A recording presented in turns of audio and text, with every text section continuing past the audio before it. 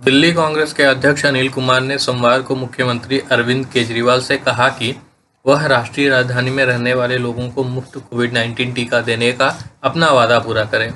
1 मार्च से कोविड-19 टीकाकरण के दूसरे चरण की शुरुआत हुई और इस दौरान 60 साल से अधिक उम्र के लोगों को एवं पुरानी बीमारी से ग्रसित 45 से 59 वर्ष के लोगों को टीके की डोज दी जा रही है।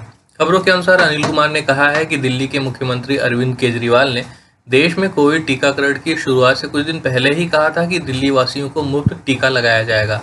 अगर केंद्र की भाजपा सरकार ऐसा करने में विफल रहती है, उन्हें अपने वादे का सम्मान करना चाहिए। कांग्रेस पार्टी के वरिष्ठ नेता और असंतुष्ट खेमे, जिसे G23 भी कहा जाता है, उसी सूची में शामिल नेता आनंद शर्मा ने पश्चिम बंगाल में कांग्रेस की रणनीति पर सवालिया निशान लगाया है। आनंद शर्मा ने कहा कि सांप्रदायिक ताकतों के खिलाफ जंग में कांग्रेस सिलेक्टिव नहीं हो सकती। शर्मा ने बंगाल कांग्रेस प्रमुख अधीर रंजन चौधरी की वाम दलों और इंडियन सेक्युलर फ्रंट के साथ रैली करने पर अपनी नाराजगी व्यक्त की है। आनंद शर्मा ने ट्वीट कर लिखा है कि ISF और ऐसे अन्य दलों के साथ कांग्रेस का गठबंधन पार्टी की मूल विचारधारा गांधीवाद और नेहरूवादी धर्मनिरपेक्षता के खिलाफ है, जो कांग्रेस पार्टी की आत्मा है। US based company recorded future की एक रिपोर्ट के अनुसार सीमा पर शत्रुता और गतिरोध के बीच चीन ने पिछले साल भारत में बिजली सुविधाओं को निशाना बनाया है। इस रिपोर्ट में इसकी आशंका जताई गई है और कहा गया है कि पिछले साल अक्टूबर में मुंबई में आया बिजली संकट इसी का उदाहरण हो सकता है। मुंबई में अक्टूबर में कोविड महामारी के बीच बड़े पैमाने पर बिजली संकट आया था, जिसकी वजह से ट्रेनें रास्ते में रुक गई थी और घंटों तक अस्पताल अंधेरे में रहे। रिपोर्ट में कहा गया कि हो सकता है कि इन गतिविधियों को चीन से जुड़े खतरनाक समूह ने अंजाम दिया हो। रिपोर्ट में कहा गया कि इस बारे में सरकार को बता दिया गया है। प्रधानमंत्री नरेंद्र मोदी ने कहा है कि लघु किसानों का सशक्तिकरण उनकी सरकार की प्राथमिकता है। ये किसान भारतीय कृषि के मार्ग में आने वाली कई बाधाओं को दूर करने में मददगार साबित होते हैं। कल वीडियो कॉन्फ्रेंस के जरिए कृषि एवं किसान कल्याण के क्षेत्र में बजट प्रावधानों के प्रभावी क्रियान्वयन पर आयोजित वेबिनार को संबोधित करते हुए प्रधानमंत्री ने यह बात कही। इस वेबिनार में कृषि, डेयरी, मत्स्य क्षेत्र, सार्वजनिक, निजी और सहकारी क्षेत्र के हितधारकों और ग्रामीण क्षेत्रों के ऋण प्रदान करने वाले बैंकों के प्रतिनिधियों ने हिस्सा लिया। प्रधानमंत्री ने बताया कि बजट में कृषि प्रावधानों को प्राथमिकता दी गई है।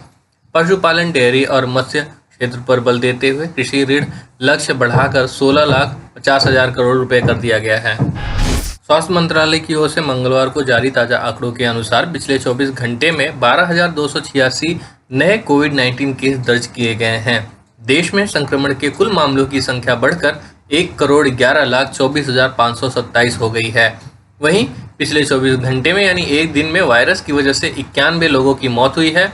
भारत में अब तक कुल 1,57,248 लोगों की कोरोना वायरस के चलते जान जा चुकी है।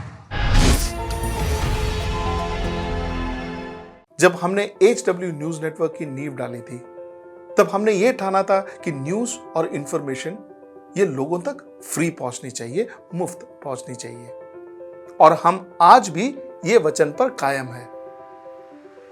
पर जैसे आपको मालूम है, न्यूज चैनल चलाने के लिए पैसों की जरूरत है, तो हमको सबको न्यूज फ्री पहुंचाने के लिए कुछ मेंबर्स और कुछ सपोर्टर्स की जरूरत है। जी हां, मेरी आप सबसे गुजारिश कि आप सब HW न्यूज हिंदी की मेंबरशिप को ग्रहण करें। ये सदस्यता स्वैच्छिक है, यानी कि आप अपनी मर्जी के मुताबिक इसे ग्रहण कर सकते हैं, क्योंकि अगर आप इसे ग्रहण नहीं भी करते तब भी आपको HW न्यूज हिंदी के तमाम कार्यक्रम मिलते रहेंगे। मगर अगर आप चाहते हैं कि आजाद न्यूज जो है वो मजबूत हो, अगर आप चाहते हैं कि वो न्यूज जो सत्ता से सवाल पूछती है वो मजबूत हो, तो जरूर बने HW न्यूज हिंदी के सदस्य। जो लोग हमारे 89 रुपए प्रति महीने वाले कार्यक्रम से जुड़ेंगे, उनके लिए HW न्यूज का बैच विश मिलेगा।